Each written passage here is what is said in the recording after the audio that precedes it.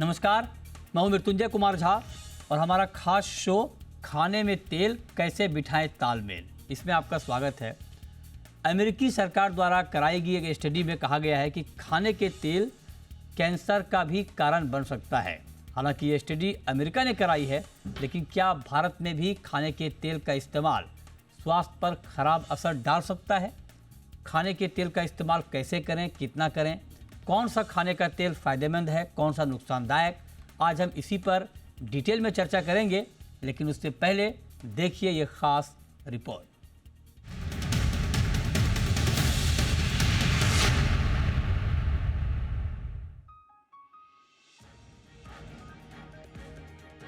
Cooking oil से cancer भी हो सकता है।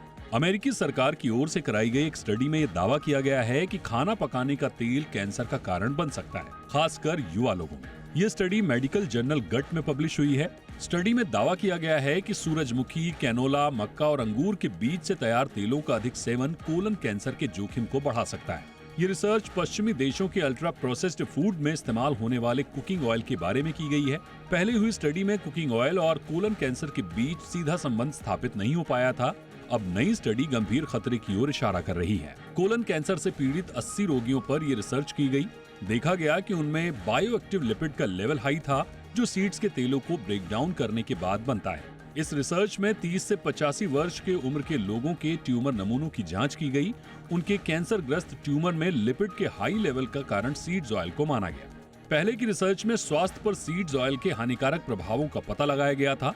रिसर्च में पता चला था कि सीड ऑयल शरीर में सूजन का कारण बन सकते हैं। अब नए शोध में यह पाया गया है कि सीड ऑयल के टूटने से बनने वाले बायोएक्टिव लिपिड न केवल कोलन कैंसर को तेजी से बढ़ाते हैं, बल्कि शरीर को ट्यूमर से लड़ने से भी रोकते हैं।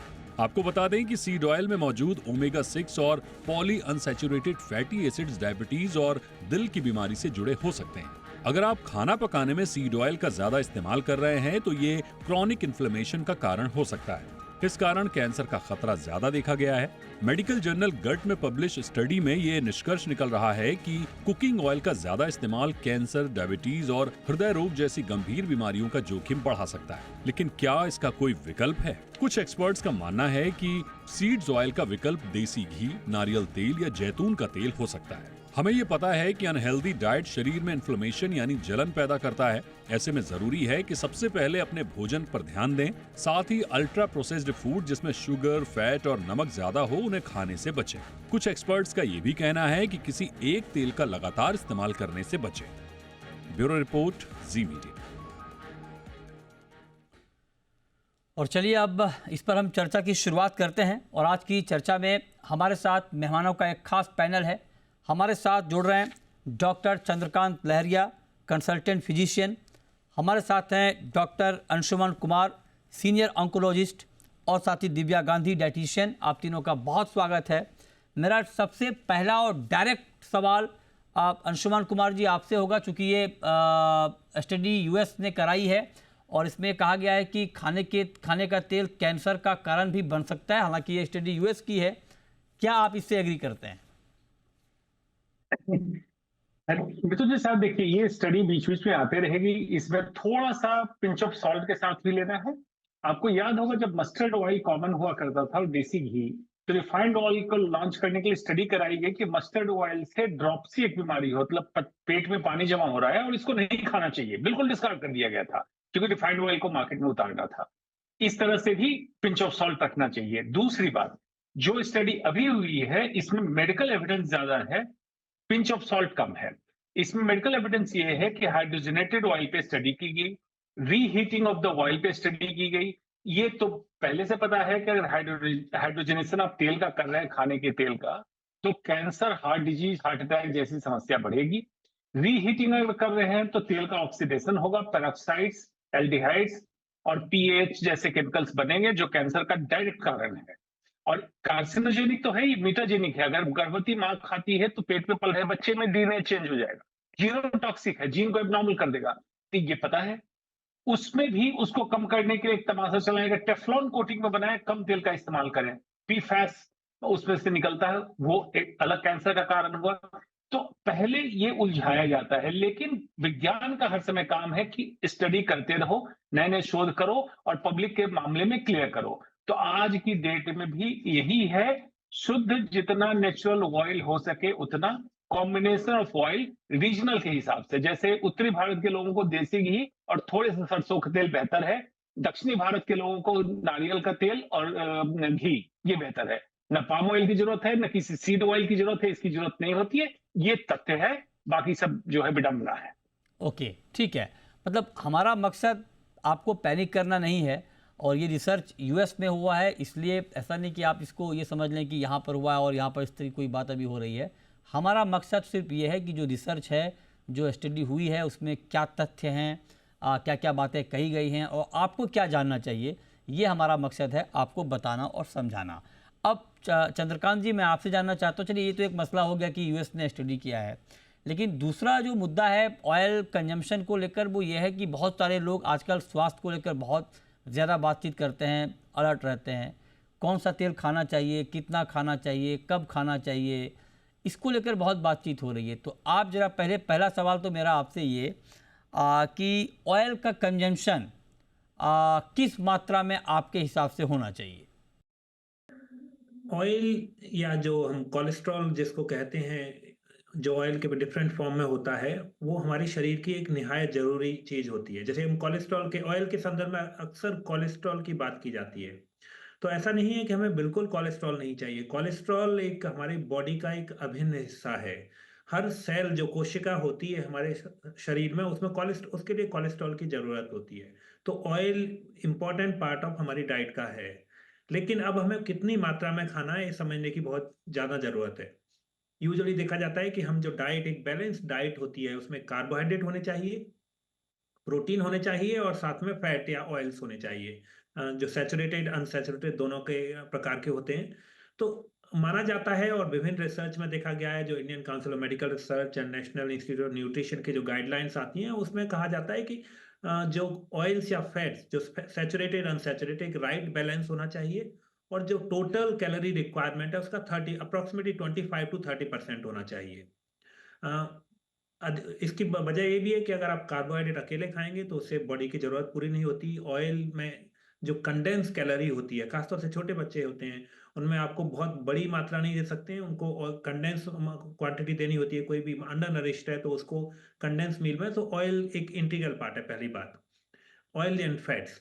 दूसरी बात आती है कि जैसा कि पहले भी चर्चा हो चुकी है कि एक सिंगल टाइप ऑफ ऑयल काफ़ी नहीं होता और सही नहीं होता। एक blend different type of oils use करने की ज़रूरत है। उसका मतलब ये नहीं है कि आपको सिंगल कुकिंग में आप मल्टीपल ऑयल्स मिला देंगे, बट घर में या परिवार में 3-4 तरीके के ऑयल इस्तेमाल करने चाहिए। जैसे सरसों का तेल इस्तेमाल करना चाहिए, जो सैफ्लावर ऑयल, सोयाबीन ऑयल, घी को भी इस्तेमाल कर सकते हैं, और sesame oil. So different type of oil cooking में इस्तेमाल करने की ज़रूरत है। उसकी वजह है कि हर ऑयल या फैट की अपनी क्वालिटी होती है। उसमें कुछ कंटेंट होते हैं जो मोनोसैचुरेटेड, अनसैचुरेटेड फैट्स होते हैं, अल्फा लिनोलेनिक एसिड होते हैं, जो एक ऑयल में, मस्टर्ड ऑयल की जो क्वालिटी होती है वो घी में नहीं में होंगी। घी की जो बेनिफिट है वो मस्टर्ड ऑयल से नहीं मिलेंगे, सेसमी ऑयल से नहीं मिलेंगे। तो दूसरा इंपॉर्टेंट मैसेज है कि आप परिवार में डिफरेंट ऑयल्स रखिए, एक वीक के लिए एक ऑयल यूज कीजिए।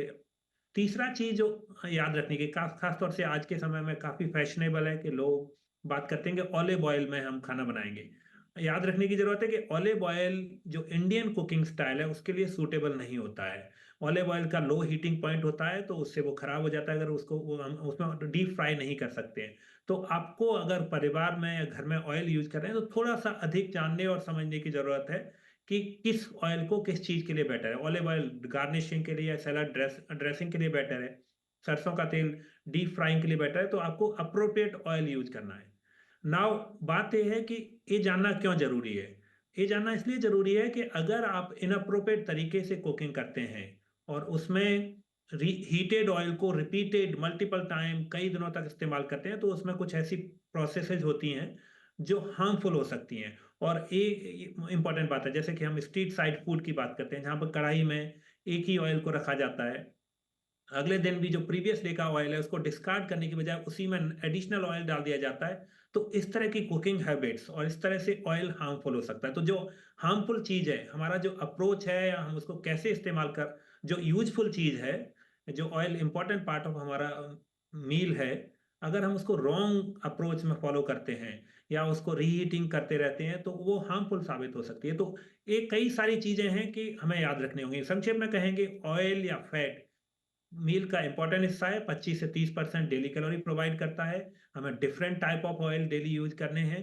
साथ में हमें उनके हीटिंग टेम्परेचर जानने हैं, उनके कुक करने की सही पद्धति को समझना है, और अगर हम इन सारी चीज़ों को फॉलो करेंगे, तो हम स्वस्थ भी रहेंगे, हमारी ज़रूरतें भी पूरी होंगी और किसी गंभीर बीमारी से भी बचे रहेंगे।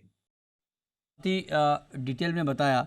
अब दिव्या गांधी जी, आप डाइटिशियन हैं, आप ज़रा बताइए कि बहुत सारे लोग कई बार जो हेल्थ को लेकर बहुत ज़्यादा अलर्ट रहते हैं, वो कहते हैं कि बॉइल्ड वेजिटेबल खाओ, ऑयल का इस्तेमाल ना करो, या मिनिमम करो, नहीं करते हैं कई बार लोग, बॉइल्ड खाना ज़्यादा पसंद करते हैं। क्या ये ठीक है, या हेल्दी लाइफ स्टाइल के लिए भी थोड़ा बहुत ऑयल ज़रूरी है आपके हिसाब से? देखिए, ऑयल हमारी हेल्थ के लिए बहुत ज़रूरी है, क्योंकि जिस तरीके से हमारी बॉडी में वाटर सॉल्युबल वाइटामिन्स हैं, उसी तरीके से हमारी बॉडी में फैट सॉल्युबल वाइटामिन्स भी हैं। अपार्ट फ्रॉम इट, हमारी बॉडी को इंसुलेशन भी देता है ऑयल, हमारे पेरिस्टालिसिस मूवमेंट, स्टूल के मूवमेंट को बेटर करता है। तो जिसको कॉन्स्टिपेशन है या गट इश्यूज है, उसके लिए भी ऑयल अच्छा है, क्योंकि चिकनी चीज जो होती है वो हमारे गट को क्लियर करती है। सो ऑयल को कभी भी जीरो नहीं करना चाहिए। फैट को, जो अगर हम फैट की बात करते हैं, तो फैट हमें ऑयल के अलावा कुछ चीजों से भी मिलता है, जैसे आजकल एवोकाडोज आ गए, they are healthy source of fat, तो हम उनसे भी फैट ले सकते हैं। हैविंग सेड दैट, ऑयल का अपना एक महत्व होता है, ऑफ कोर्स खाने में टेस्ट भी ऐड करता है। जिस तरीके से सर अभी बता रहे थे कि हर तरीके का खाने के लिए अलग तरीके का ऑयल इस्तेमाल होता है, मैं उसी में एक चीज ऐड करना चाहूंगी। ऑलिव ऑयल, जैसे सर ने बोला कि सैलेड के लिए इस्तेमाल किया जाता है, आजकल मार्केट में पोमेस ऑलिव ऑयल आ रहा है जिसका स्मोकिंग पॉइंट हाई है, वो डीप फ्राइंग के लिए यूज हो सकता है। लेकिन आजकल लोग जो एक्स्ट्रा वर्जिन ऑलिव ऑयल ले रहे हैं, वो सैलेड के लिए इस्तेमाल होगा। अभी जो हम बात कर रहे थे मृत्युंजय, हम बात कर रहे थे क्यों सीड्स, ये ऑयल से क्यों कैंसर फैल रहा है, because they cause inflammation. Oil is one of the reason for inflammation. उसके अलावा कंट्रीब्यूशन जो है ना, वो प्रोसेस्ड फूड का भी है जो मार्केट में चल रहे हैं। साथ में जो लोग सीड्स का कंजम्पशन बहुत ज्यादा करते हैं, आजकल हम देखेंगे लोगों को आदत होती है, जब भूख लग रही है वो मुट्ठी भर के सीड्स खा लेते हैं, सनफ्लावर सीड्स खा रहे हैं, पंपकिन सीड्स खा रहे हैं, जिनके अंदर ओमेगा 6 की मात्रा बहुत ज्यादा होती है। एक तरफ हम कुछ ऑयल ऐसे कंज्यूम कर रहे हैं जिसके अंदर ओमेगा 6 ज्यादा है, साथ में हम कुछ सीड्स ऐसे कंज्यूम कर रहे हैं जिसमें ओमेगा 6 ज्यादा है। ओमेगा 6 क्या करता है, आपकी बॉडी में इन्फ्लेमेशन को बढ़ा देता है। ओमेगा 3 इन्फ्लेमेशन को कम करता है। जब ओमेगा 6 और ओमेगा 3 की रेशो डिस्टर्ब हो जाती है, जो होनी चाहिए 2:1 या 1:1, तो वो बॉडी में कॉज करता है इन्फ्लेमेशन। इन्फ्लेमेशन से एक चीज जो होती है वो हो सकती है कैंसर, अदरवाइज कुछ डिजीजेस जैसे अर्थराइटिस हो गई, या बहुत सारी इन्फ्लेमेटरी डिजीजेस भी हो सकती हैं। सो फैट, जहां हम वापस आते हैं, फैट बॉडी के लिए बहुत जरूरी है, बट हमें वाइजली चूज करना है। अगर आपको नहीं समझ आता कि आपको किस तरीके से चूज करना है अपना ऑयल, आप अगर कहीं पे भी गूगल पे डालेंगे ना ओमेगा 6 एंड ओमेगा 3 का रेशो एक XYZ ऑयल में कितना है, तो वो उसमें आ जाएगा। अच्छा। आइडल होता है 1:1, ज्यादा से ज्यादा 4:1 का हम ऑयल का रेशो ले सकते हैं। बट आप 90% ऑयल देखेंगे जो सीड ऑयल है, उनकी ओमेगा 6 और ओमेगा 3 की रेशो होती है 100:1, 200:1। सो वहां पे हम गड़बड़ कर रहे हैं कि हम जो चॉइस ऑफ फैट है वो गलत है। अच्छा। फैट खाना गलत नहीं है। ओके, ठीक है। तो ये बहुत ही डिटेल इन्फॉर्मेशन। छोटा सा ब्रेक लेंगे, लेकिन ब्रेक के बाद हम बात करेंगे कि कौन सा ऑयल, क्या एक ही तेल, जैसे अभी चंद्रकांत जी ने कहा भी कि आप तेल बदल कर खाएं, लेकिन उसका फार्मूला क्या होना चाहिए, और कौन सा तेल सेहत के लिए अच्छा होता है, कौन सा खराब, इस पर बात ब्रेक के बाद। आप बने रहिए हमारे।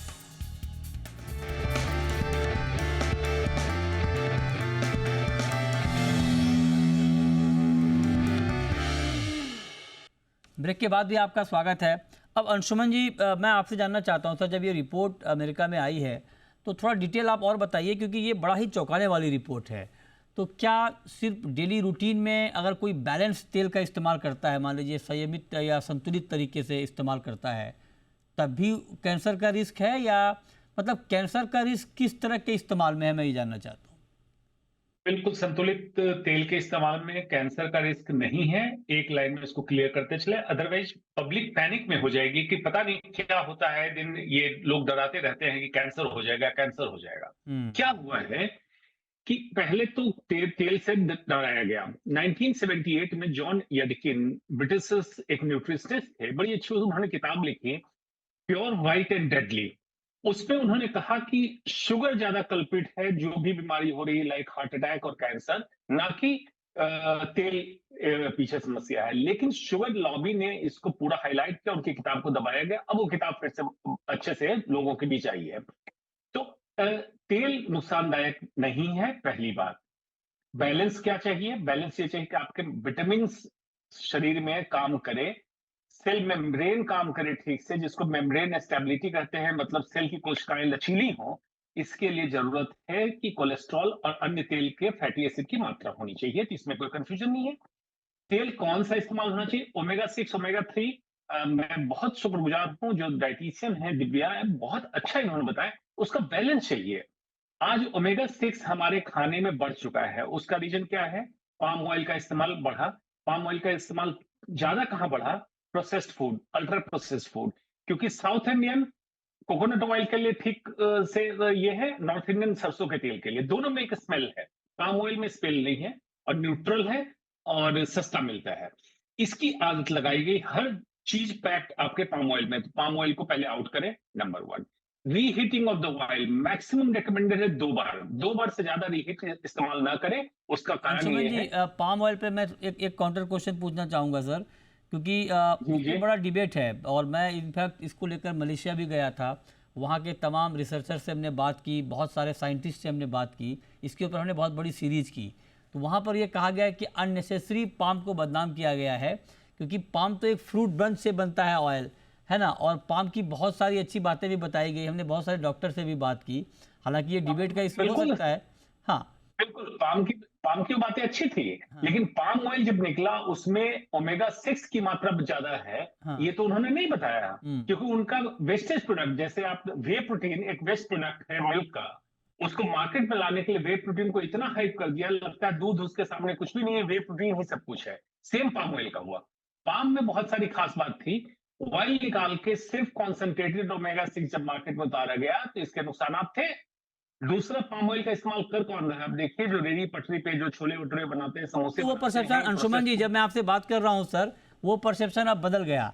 और अभी मैंने एक शो भी किया इसके ऊपर। पाम आज की डेट में जब मैं आपसे बात कर रहा हूँ, मैं तो ऑयल कवर करता हूँ, पाम ऑयल सोया तेल से महंगा हो गया है, पाम ऑयल सनफ्लावर ऑयल से महंगा हो गया। तो जो चीप ऑयल का एक तमगा था पाम ऑयल के ऊपर, वो हट गया है। और पाम ऑयल आज की डेट में ये सिचुएशन है कि जो इंडोनेशिया प्रोड्यूस करता है वो B40 पे शिफ्ट हो रहा है। तो पाम, खैर ये अलग डिबेट का इशू है, लेकिन मैं सिर्फ आपको एक डेटा बता रहा हूँ कि पाम तेल जो है वो अब सस्ता तेल नहीं रहा है। मैं आऊँगा सर आपके पास। हाँ हाँ जी, आप सर ये बताएं, सिर्फ जैसे अभी आपने बताया कि ऑयल की मात्रा क्या इस्तेमाल करना चाहिए, उसमें अगर थोड़ा और आप डिटेल बता पाएँ कि कैसे कैसे यूज करें उसको। जी अंशुमन जी। जी, मुझसे पूछिए। हीटिंग की बात मैं कंप्लीट कर दूं। रिपीट हीटिंग 2 बार से ज्यादा इसलिए नहीं है कि सिस बॉन्ड ट्रांस बॉन्ड में होता है। ट्रांस फैटी एसिड इटसेल्फ एक घातक है, जो हार्ट डिजीज के लिए व कैंसर के लिए भी। ये हो गया। अब डॉक्टर लहारी ने बिल्कुल सही बताया कि देखिए, रिकमेंडेड 15 से 30% के बीच में टोटल कैलोरी इनटेक का आपका ऑयल कंजम्पशन होना चाहिए। इतना आप करेंगे तो बैलेंस होगा। अब 15 से 20% टोटल कैलोरी का काउंट कैलकुलेट करें। ऑयल में आमतौर पे 9 कैलोरी पर ग्राम कंटेंट है। उसके हिसाब से आप जोड़ लें कि अगर 2000 कैलोरी आपको चाहिए तो कितने ग्राम तेल का इस्तेमाल आपको करना है। अगर इन सब चीजों का सही से बैलेंस करें तो तेल इतना खतरनाक नहीं जितना इसको बनाया गया है, ये अवधारणा बनी हुई है। ने बताया। अब चंद्रकांत जी, एक बात मैं, जो अभी दिव्या जी भी बता रही थी, लेकिन मैं चाहता हूं कि थोड़ा और हमारे जो व्यूअर के लिए और डिकोड करें।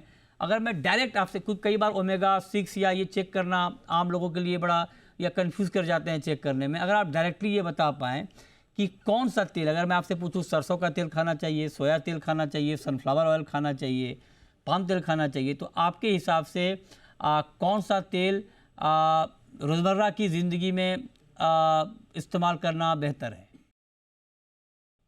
ओके, जैसा कि मैं पहले भी बात कर चुका हूँ कि जो ऑयल्स है, हमें एक डिफरेंट टाइप ऑफ ऑयल घर में यूज करने हैं। मूंगफली का तेल, सरसों का तेल, पॉसिबल है तो olive oil and sunflower safflower oil, usually इस ये वाले सारे ऑयल्स होते हैं। दूसरे ऑयल्स में इसके अलावा घी का भी इस्तेमाल होता है। तो ऑयल्स एंड फैट्स को हम साथ में बात करते हैं। हमें फैट जो सैचुरेटेड फैट होते हैं उनका इस्तेमाल है। यूजुअली हिंदुस्तानी घरों में घी का इस्तेमाल होता है, एक बैलेंस अमाउंट में घी का इस्तेमाल बिल्कुल सही अप्रोच है। फिर जो ऑयल्स जो जमते नहीं हैं उनमें सरसों का तेल एक अप्रोप्रिएट कुकिंग मीडियम है। मूंगफली के तेल की खास बात होती है कि उसका हाई हीटिंग पॉइंट होता है, स्मोक पॉइंट हाई होता है, तो उसमें मल्टीपर्पज कुकिंग के लिए इस्तेमाल किया जा सकता है। सनफ्लावर ऑयल रिकमेंडेड होता है क्योंकि उसमें कुछ विटामिन वगैरह होते हैं और ओमेगा 6 फैटी एसिड की हमने हाई होते हैं उसकी बात कर चुके हैं। लेकिन ओमेगा 6 का एक ओमेगा 3 एंड ओमेगा 6 का एक रेशियो की जरूरत है। हम इसकी बात नहीं कर रहे कि ओमेगा 6 नहीं चाहिए। तो लौट के आते हैं इसी बात पर कि घी इस्तेमाल करिए सैचुरेटेड फैट में। और जहां तक ऑयल्स की बात आती है, मूंगफली का तेल, सरसों का तेल, सनफ्लावर ऑयल, तिल का तेल, ये सारे तेल हैं, इनको डिफरेंट प्रोपोर्शन में अप्रोप्रिएट कुकिंग के हिसाब से इस्तेमाल करिए। अच्छा। याद रखने की बात है कि परिवार को हाँ। महीने में और जो मेंबर्स के हिसाब से कितना तेल इस्तेमाल कर रहे हैं तो उसका क्वांटिटी को भी रिड्यूस करने की जरूरत है। और फाइनली मैं चूंकि पाम ऑयल पर काफी डिस्कशन चल चुका था, तो पाम ऑयल में बाकी सारी चीजों के अलावा एक चीज याद रखने की, पाम ऑयल करीब 52% सैचुरेटेड फैट होता है, जो बाकी लिक्विड ऑयल्स में नहीं होता है। उसमें पाम ऑयल में मोनो अनसैचुरेटेड भी ज्यादा होते हैं, पॉली अनसैचुरेटेड होते हैं, सैचुरेटेड होते हैं। Okay sir, done. अच्छा, अब दिव्या जी ये बताइए, राइस ब्रान ऑयल खाना चाहिए? वो भी तो एक ऑयल है, कहते हैं कि बड़ा अच्छा होता है हेल्थ के लिए। जी बिल्कुल, राइस ब्रान ऑयल हम खा सकते हैं। हाँ। जी बिल्कुल खाना चाहिए। अगर हम मुझसे पूछे कि कौन से बेस्ट ऑयल्स हैं, तो जहां तक मैं अपने क्लाइंट्स को भी यही बताती हूँ कि ओमेगा 6 और ओमेगा 3 का रेशियो देखिए 2:1 या जिसका सबसे कम होता है। तो राइस ब्रान ऑयल बहुत अच्छा है, आवाकाडो ऑयल बहुत अच्छा है, तिल का तेल बहुत अच्छा है और पीनट ऑयल बहुत अच्छा है। अगर आप देखेंगे इसमें बिल्कुल एप्ट मात्रा में विटामिन ओमेगा 3 और ओमेगा 6 का रेशियो है। Apart from it, yes, rice bran oil के अंदर ओमेगा 6 कम है, लेकिन कंपैरेटिवली बाकी सारे ऑयल से ज्यादा है जो मैंने नाम लिए हैं ऑयल के। तो उसको अगर हम बैलेंस करना चाहेंगे तो हम क्या करेंगे, हम उसके साथ थोड़ा सा ओमेगा 3 का या तो हम सप्लीमेंट ले सकते हैं after doctor recommendation, otherwise dietary omega 3 भी आप साथ में इंक्रीज कर सकते हैं। और जैसे सर ने राइटली बोला कि हमें ऑयल जो है वो बारी बारी से चेंज करते रहना चाहिए, आप वीकली या बाई वीकली आप उसको चेंज करिए। एक बार आप आवाकाडो ऑयल लीजिए, then take peanut oil for 1 week, then take rice bran oil for another week. और देसी घी का कंजम्पशन भी करना चाहिए because it is also a good source of fat. Having said that, अगर हम देसी घी को 70 डिग्री से ज्यादा गर्म करते हैं तो वो हमारे अंदर ओबेसिटी लाता है। तो देसी घी को किस तरीके से यूज करना चाहिए, उसको कच्ची फॉर्म में यूज करना चाहिए, on top of your vegetable या दाल के ऊपर डालिए। लेकिन अगर हम इसको कैंसर से कनेक्ट करते हैं, इन्फ्लेमेशन से कनेक्ट करते हैं, आप कह रहे हैं, आप ये कह रही हैं घी को गर्म नहीं करना चाहिए, आप ये कह रही हैं घी को गर्म नहीं करना चाहिए। वैसे आप देसी घी को अगर 70 डिग्री से ज्यादा गर्म करते हैं तो वो ओबेसिटी करता है। ये आपने बढ़िया और कोई like it will not cause inflammation, लेकिन ओबेसिटी कॉज करेगा। आपकी हड्डियों के लिए अच्छा है तो देसी घी कंज्यूम करना चाहिए। मेरे पास मेरे क्लिनिक पे जो भी आते हैं मैं सबको बोलती हूँ आप देसी घी अच्छे से खाइए, लेकिन सब्जी के ऊपर कच्ची फॉर्म में डाल के या रोटी पे लगा कर। ये बढ़िया बताया आपने, क्योंकि बहुत सारे लोग घी गर्म करके लेते हैं। चलिए, बहुत शुक्रिया दिव्या जी आपका, अंशुमन जी आपका, चंद्रकांत जी आपका हमारे साथ आज की इस खास चर्चा में जुड़ने के लिए और डिटेल में इस पर बात करने के लिए। छोटा सा ब्रेक के बाद भी खबरें जारी हैं। नमस्कार।